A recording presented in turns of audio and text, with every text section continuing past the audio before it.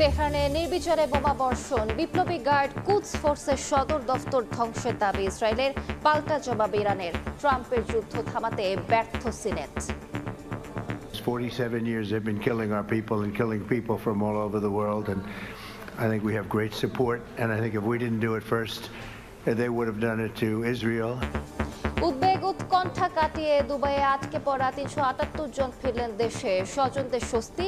মধ্যপ্রাচ্য সংঘাতে 6 দিনে বাতিল 219টি ফ্লাইট। যে জায়গাটায় থাকি ওই জায়গাটা আক্রমণ বেশি হয়েছে, ভয়াবহ পরিস্থিতি ছিল।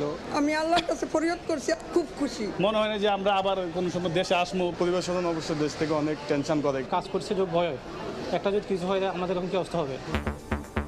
ঈদের ছুটি 7 দিন, 18 মার্চ নির্বাহী আদেশে ছুটির সিদ্ধান্ত মন্ত্রিসভার।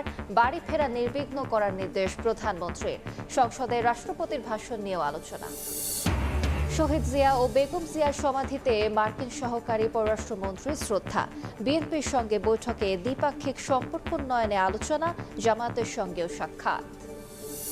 এবং আমদানি শুল্ক কমানোর পরও অস্থির এলপি গ্যাসের বাজার। সিলিন্ডারে বাড়তি গুনতে হচ্ছে 1,500 টাকা পর্যন্ত। উপেক্ষিত নির্ধারিত দাম কারসাজি হয় রশিদে।